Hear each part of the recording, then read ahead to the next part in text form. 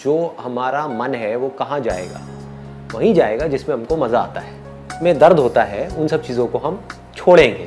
तो अब पॉइंट ये आता है कि किस तरह से अपने मन को समझाया जाए वो काम करने के लिए जो करना सही तो है लेकिन उसमें मजा नहीं है।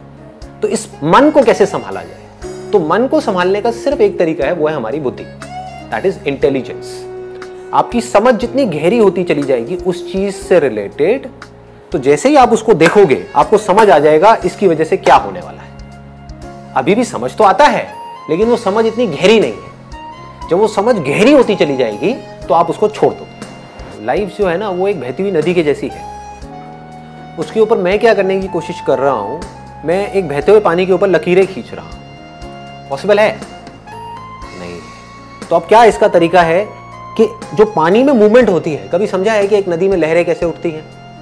अंदर बीच बीच में कुछ पत्थर पड़े हुए हैं, है ना? जहां पर पत्थर एक पर्टिकुलर तरीके से पड़े हुए हैं वहां पे भाव तेज हो जाता है, जहां पर किसी अलग तरीके से पड़े हुए हैं वहां पर नदी शांत हो जाती है। तो उन पत्थरों की वजह से गड़बड़ होती है।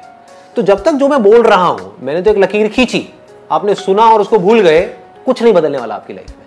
बट उस लकीर को अंदर जो पत्थर पड़े हुए हैं उसके ऊपर आपने खुद खींचना शुरू कर दिया, तो धीरे धीरे उन पत्थर के अंदर चेंजेस आने शुरू हो जाएंगे। जैसे ही आपने कुछ बातें भी अपनी लाइफ में प्रैक्टिस में लाए, अगर एक भी बात प्रैक्टिस में नहीं लाए तो क्या हुआ? पानी पे खींची हुई लकीर बनी और मिटी, कोई फर्क नहीं पड़ने वाला, कोई कितना भी बड़बड़ करता है। आपने क्या किया? उस बात को पकड़ा और ये देखा कि मैं अपने लाइफ में किस तरीके से इसको उतार सकता हूं। आपने कोशिश करी, फेल हुए, हो गई, क्योंकि नीचे जो पत्थर पड़े हैं उसमें चेंजेस लाने की कोशिश कर रहे हैं। तो दम लगाना पड़ेगा, अपनी लाइफ में चेंजेस लाने पड़ेंगे। आप चेंजेस लाए, धीरे धीरे लाए, धीरे धीरे उन पत्थर के अंदर चेंजेस आने शुरू हो जाएंगे।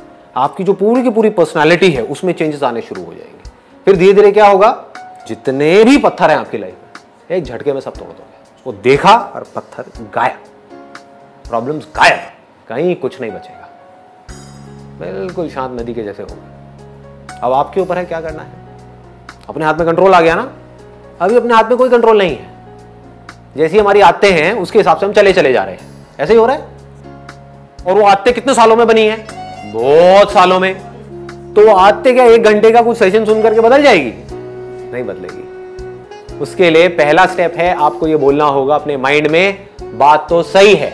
अब जब सही है और मुझे पता है कि क्या गलत है, तो सही को मुझे अपनी जिंदगी में उतारना है। गलत है मेरी आदतें, सही है एक सोच, तो सोच को आदतों में बदलना है। फिर आपकी बुद्धि जितनी स्ट्रांग हो गई। बुद्धि कैसे स्ट्रांग होती है? बहुत बड़ी समझने वाली चीज है। सही चीज के बारे में सोचने से आपकी बुद्धि स्ट्रांग होती है। जो उल्टी सीधी बातें होती हैं इस दुनिया में, या उल्टी सीधी चीजें हैं जो हमारे दिमाग में 24 घंटे चलती रहती है, उसी के बारे में सोचते रहोगे तो क्या होगा? बुद्धि कमजोर हो जाएगी, मन स्ट्रांग हो जाएगा।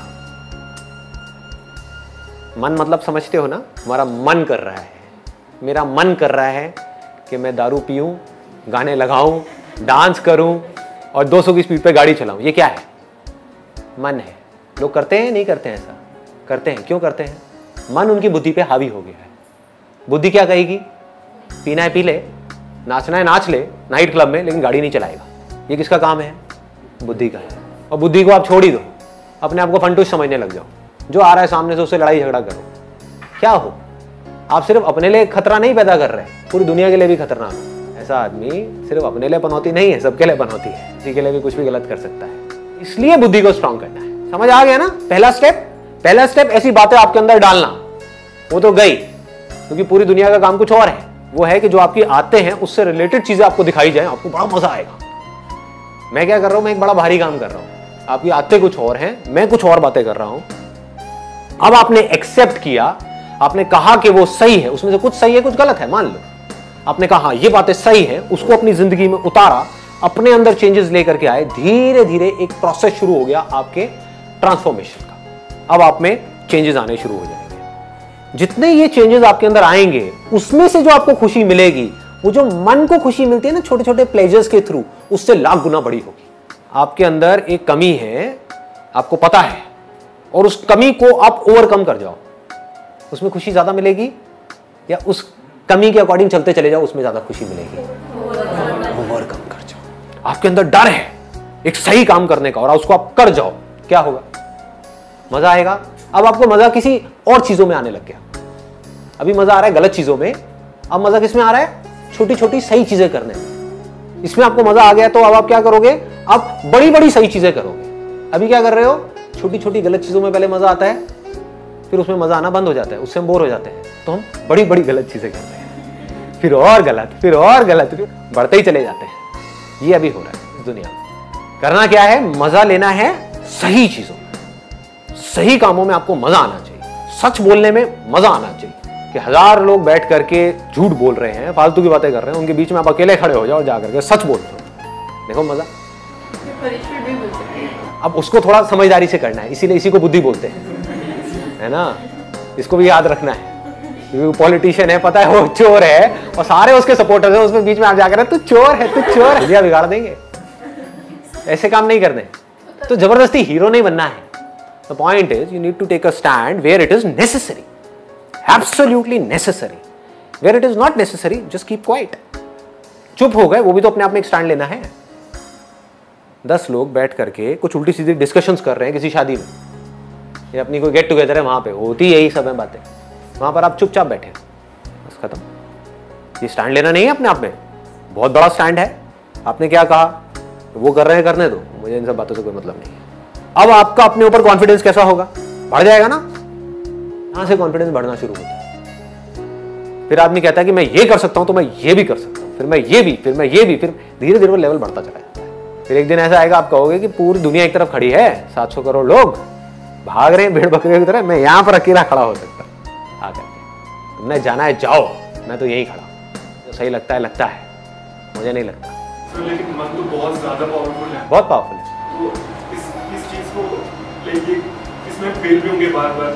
हाँ, ऑब्वियसली। बुद्धि भी बहुत पावरफुल है, बुद्धि को अंडर एस्टिमेट मत करो। बुद्धि की पावर मन की पावर से बहुत ज्यादा बड़ी है। आपकी समझ से आप कुछ भी कर सकते हो। एक बार अपने आप को प्रॉपर तरीके से समझा दो। फॉर एग्जाम्पल, अब आपको एक बहुत सिंपल सा एग्जाम्पल दूंगा, बहुत सिंपल, जिससे आप सब रिलेट कर पाओगे। आपकी मदर है और आपकी गर्लफ्रेंड है, दोनों को जब देखते हो तो अंदर जो रिएक्शंस हैं वो एक जैसे होते हैं, अलग अलग होते हैं? अलग अलग होते हैं। क्यों? क्योंकि रिलेशनशिप्स डिफाइंड है that ये रिलेशनशिप्स कहाँ डिफाइंड है? मन में या बुद्धि में? बुद्धि में। इसको बारीकी से समझ लो। मन क्या कहता है? मन को इससे कोई मतलब नहीं है कि क्या है क्या नहीं है। मन मतलब वो एक्सपीरियंसेस के पीछे भागेगा। ये मन की फितरत है जिसको बदला नहीं जा सकता किसी हालत में। लेकिन मैंने अभी क्या कहा कि बुद्धि मन से लाख गुना ज्यादा पावरफुल है। तो मन के स्तर पे चाहे आपकी मदर हो चाहे गर्लफ्रेंड हो, दोनों ही एक बॉडी है। मन में क्या फर्क है? मन के लिए कोई फर्क नहीं है। सिर्फ बुद्धि में ये बैठने की वजह से कि वो मां है, वो ही बॉडी जो देखने में बिल्कुल मिलती जुलती है किसी और बॉडी से, हमको अलग दिख रही है। क्या फर्क आया है? कुछ भी फर्क नहीं है मन के लेवल पे। बुद्धि के लेवल पे फर्क आ गया, सब कुछ बदल गया, रिएक्शंस बदल गए। टच करोगे मदर को, अलग तरह की फीलिंग होगी। देखोगे मदर को, अलग तरह की फीलिंग होगी। गर्लफ्रेंड को देखोगे, सुनोगे, टच करोगे, अलग तरह की फीलिंग होगी। क्या हो रहा है ये? मदर को जब ऐसे टच करते हो तो ऐसी फीलिंग क्यों नहीं होती? बुद्धि में संस्कार पड़े हैं। हमारे यहाँ पे इंडिया में या ईस्ट में ये जो संस्कार है ये बहुत ज्यादा स्ट्रांग है। मां मतलब भगवान का रूप।